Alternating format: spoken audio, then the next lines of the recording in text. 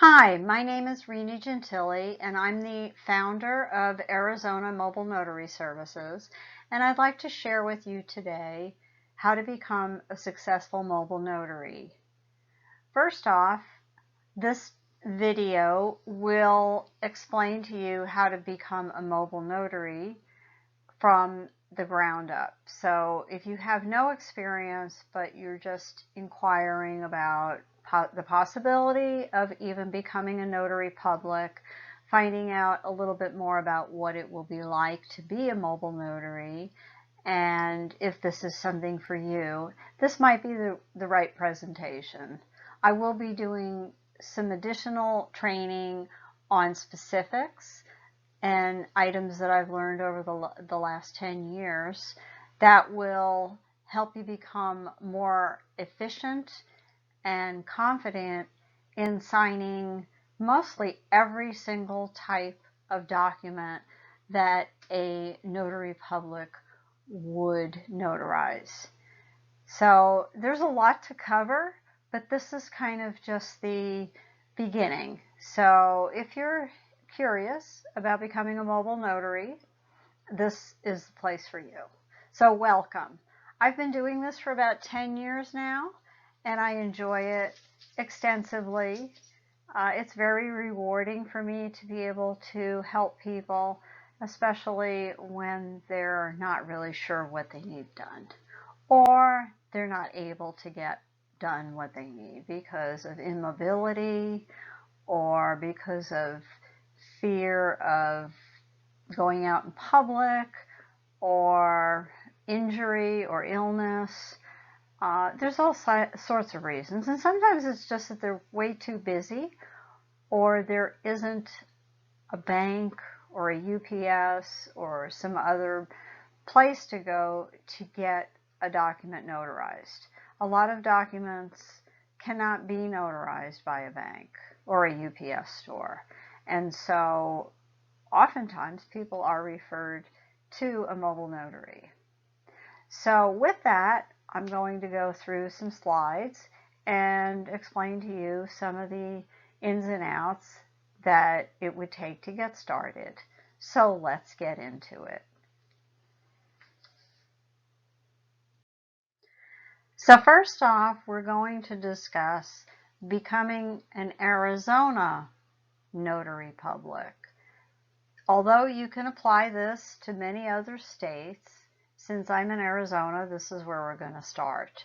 So the first thing to do would be to go to the Arizona Secretary of State's office website and check to see if you qualify to be a notary public.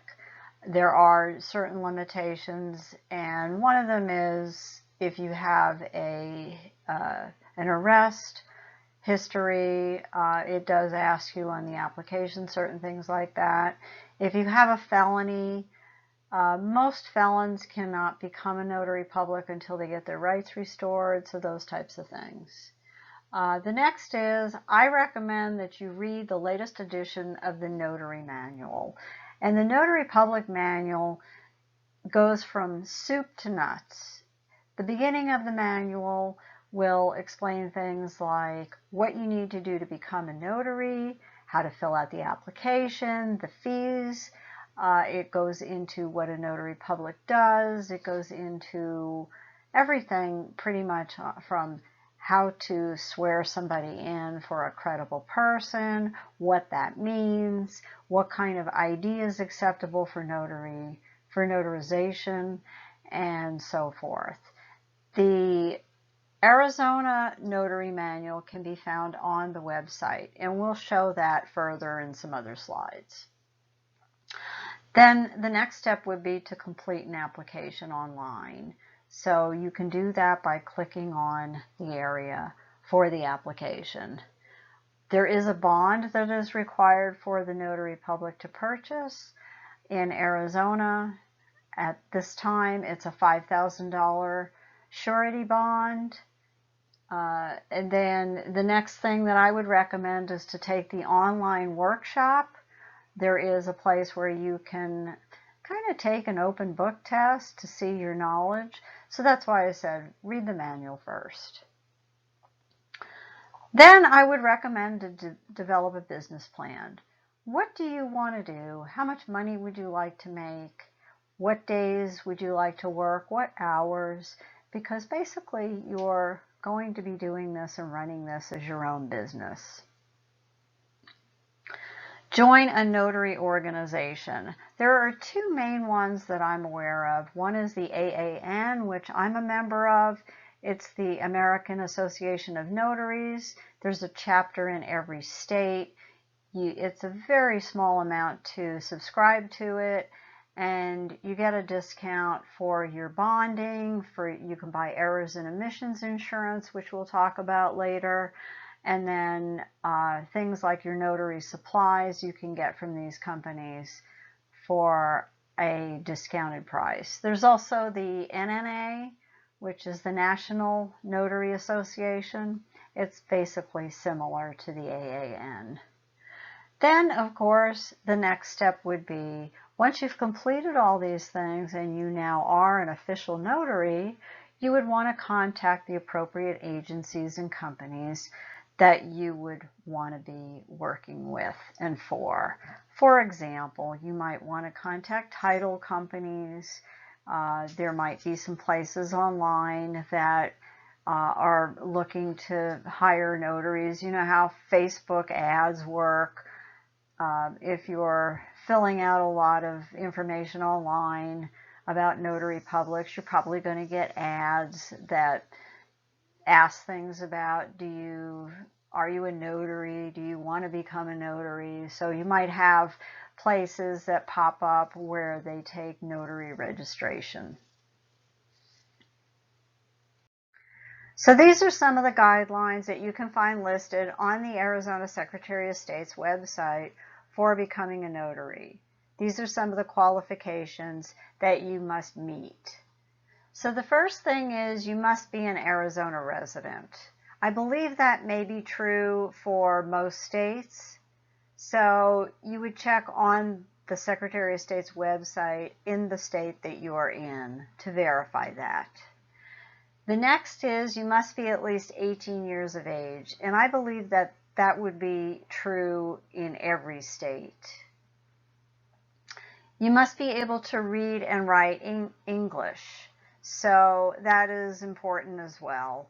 I believe that most of the information on the Secretary of State's website is in English, although sometimes on occasion there might be some bilingual information or phone information, but you must be able to read and write English. Citizen or legal permit resident of the United States. Once again, these are certain criteria that just make common sense. No felony convictions or your rights were restored. So this is important. Obviously, it would be public record.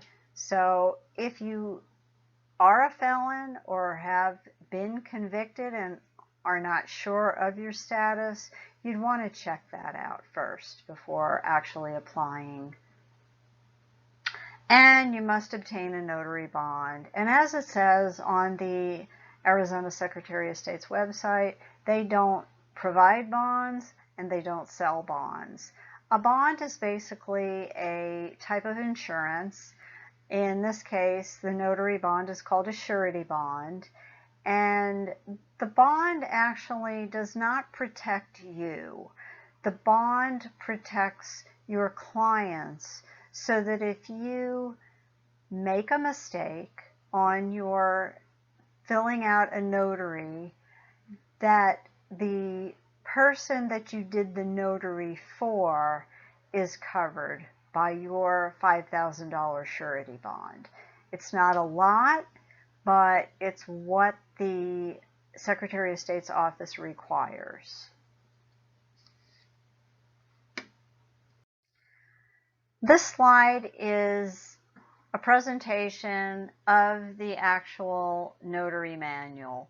And as you see here, this one is from October 2019, and as of today, April of 2021, this is the latest manual.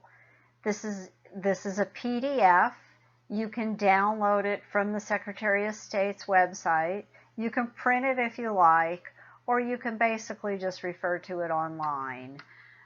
There is a link below the manual in the slide so that you can download it and you can find that particular manual. So I'm just going to go over the table of contents really briefly, because basically this is what I talked about earlier, where pretty much everything you need to know for basic notary public service, from how to apply and how to get started to what you can do and how to do it the right way, is found in the manual. So as you can see here, the table of contents, which is pretty small here, it's Chapter 1 is the notary application process. Chapter 2 is notary commission. Chapter 3 is the notarial duties, which are very important. And Chapter 4 are notarial acts. Again, that's very important. What do we actually do? What are the acts that a notary performs? And Chapter 5, notarial laws and rules. And that's very important. I'm sure you'd want to know that. Most people don't know. Most people are unaware. And if you've never thought about being a notary before, you probably never even thought about the rules and the laws that are attached to that. So Chapter 6 gives you some sample certificates, which I've used, I've photocopied, I've cut and pasted, and I've actually sent them to people that were not really sure what was involved in a notary acknowledgement or a notary jurat, what was required.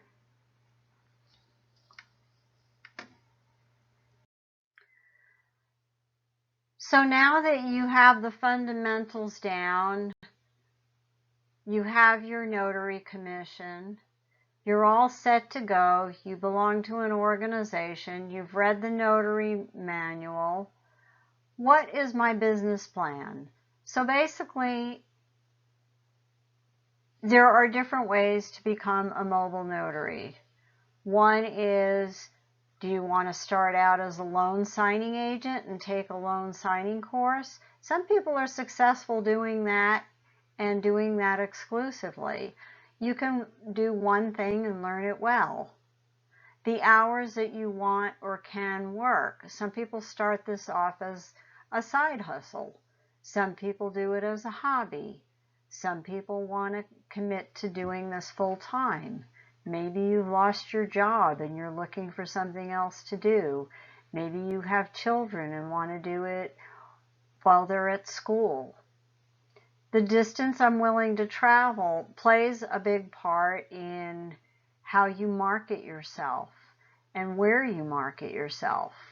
I know notaries that stick to the east side or the west side, or have a small area. I pretty much cover most of Maricopa County. I'm willing to travel. That may depend on the vehicle you have. It may depend on your family situation. Your commitment to training is really important. You can take online courses, you can self-study, but overall you're going to need to take some type of workshop, training, YouTube videos, buy some courses, and so forth. Some of this will depend on, are you a self-starter? Personally, myself, I can watch YouTube videos and research, and I can teach myself. I've always done that. I've been in management, and so I've had to train other people. I worked in training. We developed training programs. So for me, it's kind of natural. But for others, And, that's perfectly okay if you're not as much of a self-starter, but just take into account what you can and can't do and work around that and work accordingly. Income requirements. So, based on how much money you feel you need or want to earn, will depend on how much you're willing to invest in yourself, how much time, how many hours you can work, and what type of notary work do you want to do. So these are the two national organizations that I'm familiar with, and we're going to go over them briefly here. So the American Association of Notaries is the one that I belong to, and they're very similar. I checked both of them out. I don't even remember why I selected the American Association of Notaries. There was something about it that was more pleasing to me at the time, but I know people that belong to one or the other. You can join both if you'd like. Sometimes when I Google information, I'll find that I ask a question about notary and something pops up on the NNA website. Sometimes it pops up on the AAN website. So both of them have a subscription newsletter that comes with your membership. Membership dues is very inexpensive. I want to say it's probably less than $20 a year. And it's well worth it because there are some other benefits. The newsletter alone keeps you up to date on current events, things that are changing within the notary laws and rules, and sometimes it's state specific. There's discounts on your notary supplies. I order my errors and omissions through AAN. That's an insurance on myself, so that covers me if I'm legally responsible for making a mistake, rather than covering the client with the surety bond that the Secretary of State requires for me to be a notary. There's networking ideas. Sometimes these organizations have links and websites and will share information about other organizations and give you some ideas on that. There's usually updated changes to the notary laws and rules, and you'll see that usually in the newsletters. They keep you informed on those things. And like I said, the dues is very inexpensive.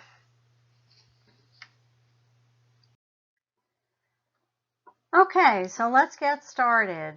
The first thing I would recommend is you create a resume or a CV, which would have most of your information. I would list things like hobbies, life experiences, course completions. Especially if you're new at notary business, you may not have any experience that you can list, but you may have some life experiences that give you some background that would be closely related to what you're asking an employer or a vendor type person to use you for. For example, you may not have loan closing experience, but you may own rental properties or have refinanced many properties. So you might have been sitting on the other side of the table, but you're familiar with it. Another thing would have been that you may have a certification in a signing agent, and some of the title companies will actually ask you to get a background check, so you might have that. Office supplies. I would highly recommend getting yourself a dual tray laser printer if you're going to be doing loan closings. You'll definitely see the benefit in it, especially with letter and legal size papers that a dual tray printer will sort for you. Cold calls. Well, you know, there's many types of cold calling. When I was in the insurance industry, we used to call policyholders and cold call businesses and individuals to just basically see if they were interested in our products. So in this case, your clients would most likely be, depending on what type of training that you had and what you were interested in, you might be cold calling on title agencies, realtors. If you wanted to develop a business dealing with powers of attorney and long-term care type things, you might need to contact some hospice places or assisted living facilities. If you were getting into estate planning, then you may want to contact attorneys.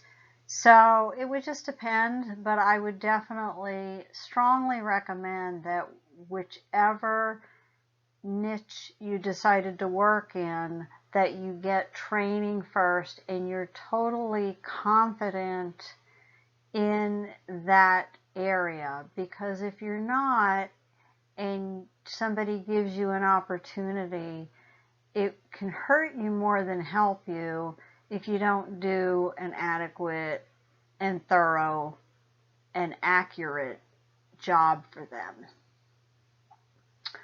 So training and support is so crucial and so important.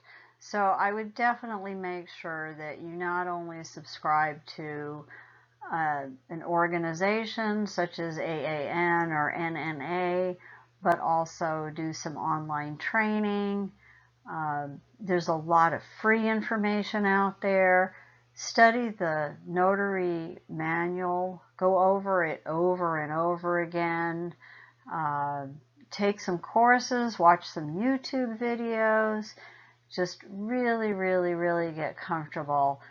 Look at documents. There's a lot of documents you can find online for example, here we have court documents you can find online, self-serve forms with instructions attached. You can read through them. You can figure out how to fill them out on yourself.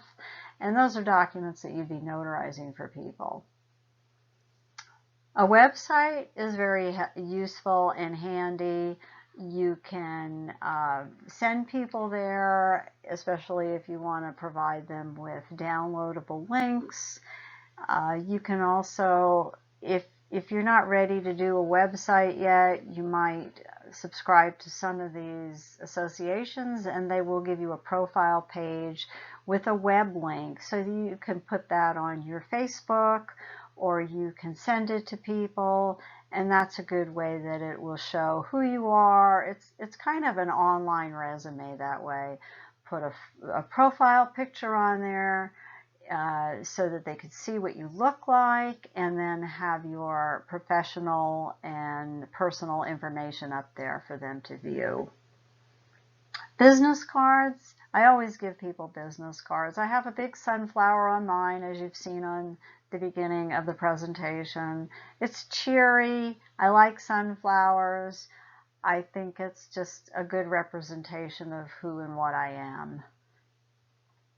And business attire. Well, business attire here in the western part of the country and also in the southern part of the country is usually business casual. We don't dress quite as business-like in suits and skirts as they do, in places like big cities such as Manhattan or San Francisco. But we do need to be professional looking. No t-shirts and jeans, no sandals, or sandals are okay, but no flip-flops, and sneakers are not really a good thing to wear.